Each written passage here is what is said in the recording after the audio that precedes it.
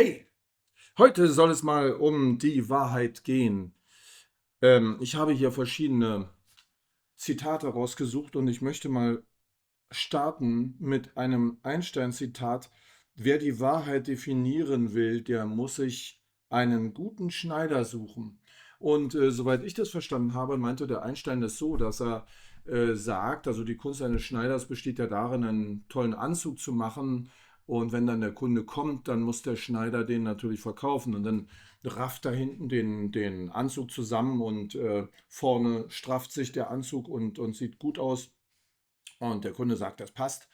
Und natürlich ist der Anzug ein kleines bisschen daneben, aber das macht eben einen guten Schneider aus, dass er das trotzdem verkaufen kann. Und es ist in unserer Erfahrung ja so, und ich glaube, das meinte der Einstein, dass wir einerseits immer von der Wahrheit reden und dass wir andererseits genau spüren, dass die Wahrheit sehr vielgestaltig ist und uns in tausenderlei Formen entgegentritt. Und was nun genau die Wahrheit ist und was nicht die Wahrheit ist, das ist irgendwie Anschauungssache. So könnte man, glaube ich, sagen. Ich hatte schon mehrmals gesagt, dass der Einstein überhaupt eine relativ,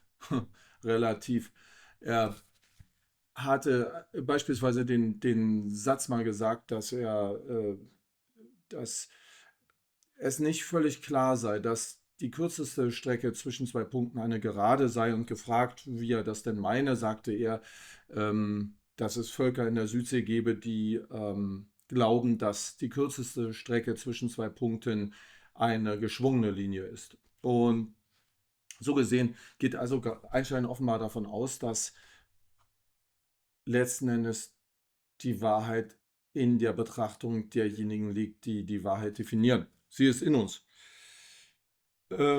Ich habe hier verschiedene Zitate zusammengetragen, die, glaube ich, unsere Sichtweise auf die Wahrheit ein bisschen klarer machen. Die Wahrheit kommt an den Tag. Die Wahrheit wird euch frei machen, steht in der Bibel. Die Wahrheit ist nicht das, was du glaubst, sondern das, was ist, von Jiddu Krishnamurti. Und Buddha: drei Dinge können nicht lange verborgen bleiben: die Sonne, der Mond und die Wahrheit. Es fällt auf, dass in diesen Betrachtungen die Wahrheit in der Einzahl vorkommt und dass man offenbar stets auf der Suche nach der Wahrheit ist. Und insofern möchte ich hier einen Beitrag zu der Frage leisten, was die Wahrheit überhaupt ist, indem ich sage, zunächst mal gehe ich vom Spiritualismus aus, der ja diese Materielosigkeit hat. Und wenn man die Materielosigkeit zu Ende denkt, dann heißt es natürlich, dass diese Bezogenheit auf ein Äußeres wegfällt. Die Wahrheit liegt also nicht in einem Außen, das letzten Endes aus Materie und Raum und Zeit geschaffen ist und das sozusagen objektiv ist und von dem wir die objektive Wahrheit holen zu uns und haben sie dann selber, sondern die Wahrheit entsteht offenbar durch uns. Und so gesehen ist also der Spiritualismus hier ein hilfreiches Werkzeug, die Sichtweise über die Wahrheit zu überdenken. Die Wahrheit in dem Sinn, wie sie hier in diesen Sprüchen gebraucht wird, existiert nicht.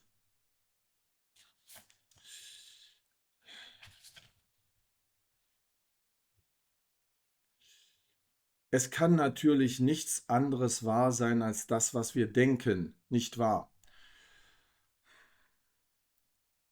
Ich hatte mir fest vorgenommen, diesen Satz hier mal zu sagen, denn es wäre meine Bitte, dass ihr mal drüber nachdenkt.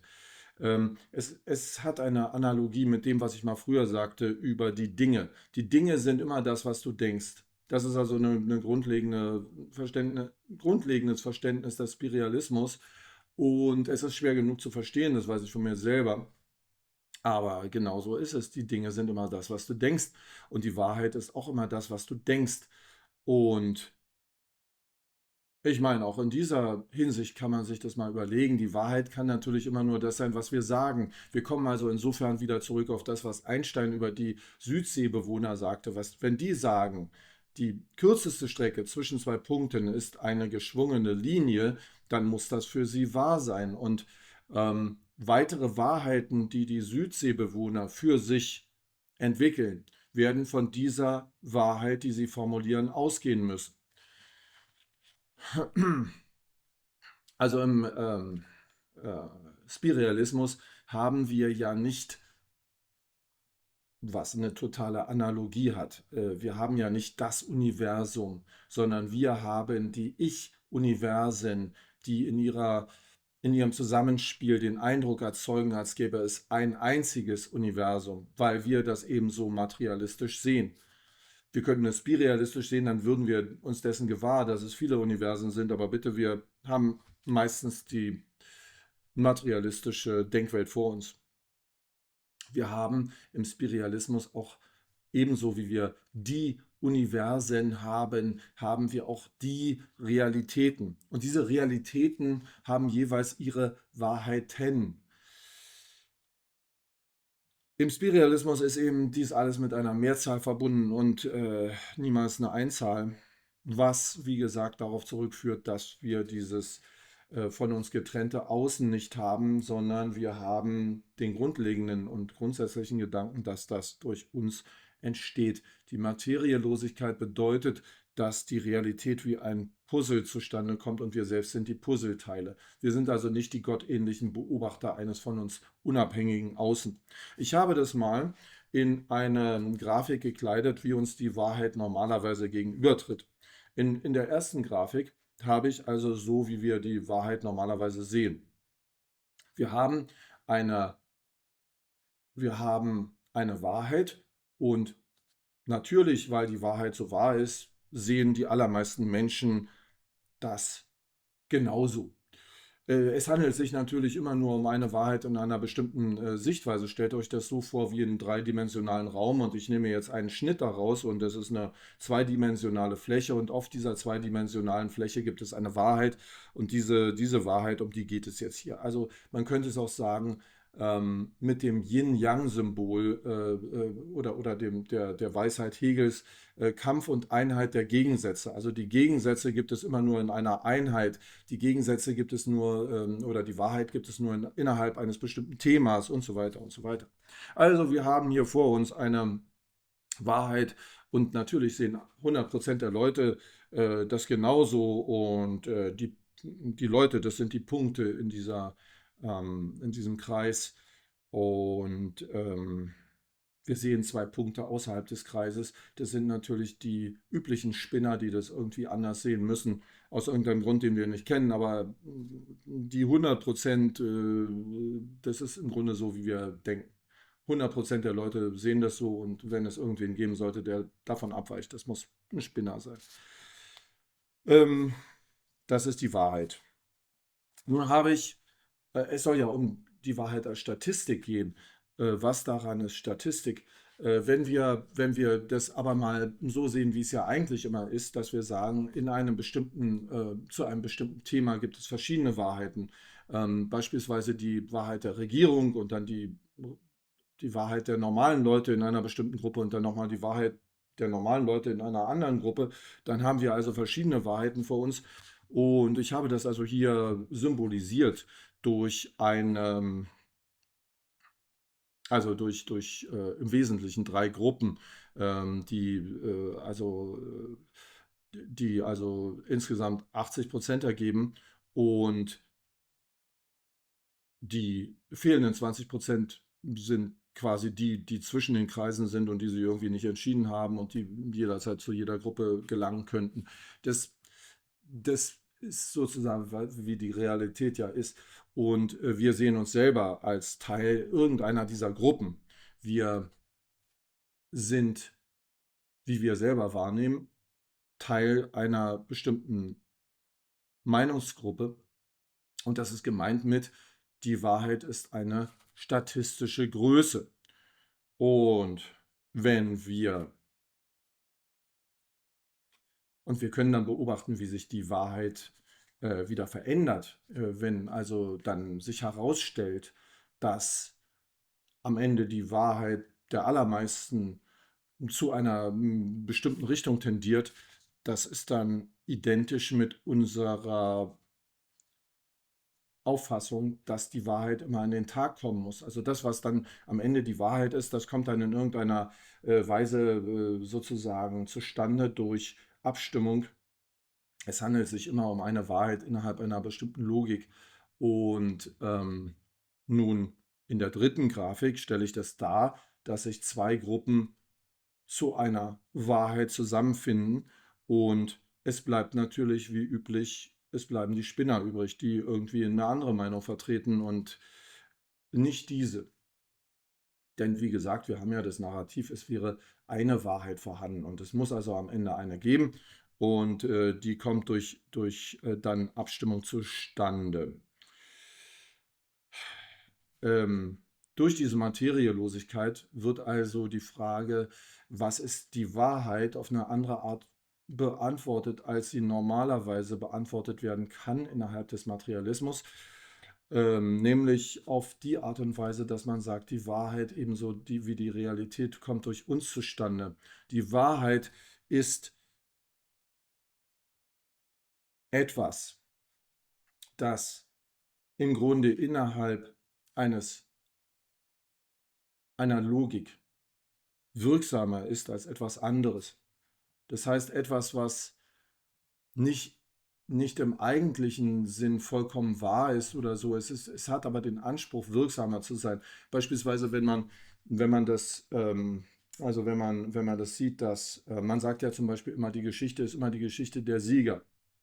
Die Sieger in einem Wettstreit oder in einer Schlacht oder so, das sind immer die wirksameren. Und sie haben dann die Wahrheit, sie haben das Narrativ, sie haben die Geschichte, sie erzeugen das, was dann im Nachhinein als die Wahrheit wahrgenommen wird. Das ist, also wenn man die Wahrheit sich so bewegen sieht, dann führt es zurück auf das, was ich mal in der Sendung 67, Nummer 67, Höhlengleichnis und Relativität der Erkenntnis sagte. Die Wahrheit oder die Erkenntnisse wabern hin und her und wenn man also zu einem bestimmten Zeitpunkt eine bestimmte Erkenntnis erlangt hat, dann kann man sich sicher sein, dass diese Wahrheit des Moments im nächsten Augenblick unwahr wird und zu etwas anderem wird und dass sich die Verhältnisse wieder so aufteilen, wie ich sie hier dargestellt habe in dieser Grafik.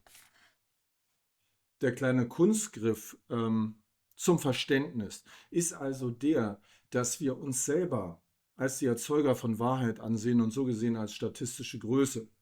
Wenn man also sagt, die Frage ist nicht, was ist die Wahrheit, sondern die Frage ist eigentlich, welcher Gruppe, wie wahrscheinlich ist es, dass ich ein Vertreter einer bestimmten Wahrheit bin, ausgehend davon, dass ich zum Beispiel bestimmte Sendungen im Fernsehen sehe, dass ich eine bestimmte Peer Group habe und dann kann ich ganz gut ermitteln, welche Wahrheit für mich die richtige Wahrheit ist und in welcher dieser von mir aufgezeichneten Kreise ich mich wahrscheinlich befinde. Und nebenbei gesagt, ist das auch genau die Art und Weise, wie Internetkonzerne beispielsweise eure politische Meinung oder eure Meinung zu Produkten oder so erfahren, indem sie also einfach gucken, was seht ihr euch an, beispielsweise auf YouTube oder in den sozialen Netzwerken oder im Fernsehen und so weiter. Und auf diese Art und Weise kriegen die eine sehr, sehr zuverlässige Information darüber, welche politische und sonstige Meinung ihr im Grunde habt.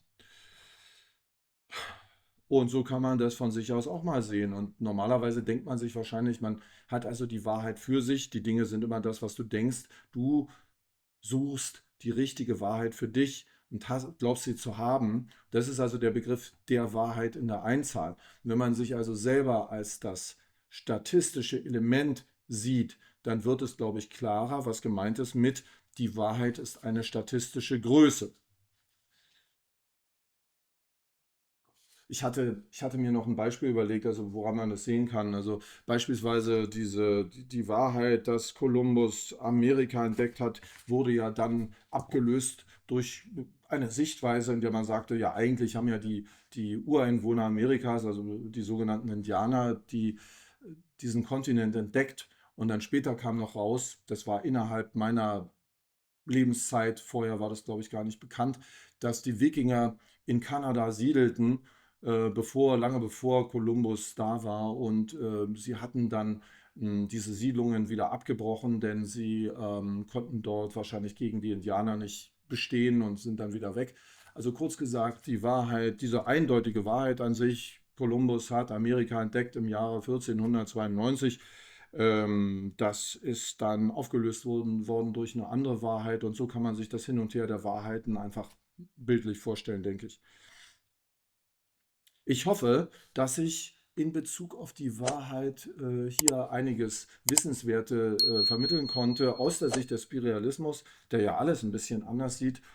Und verabschiede mich bis zum nächsten Mal und sage Tschüss, gerne wieder, bis dann.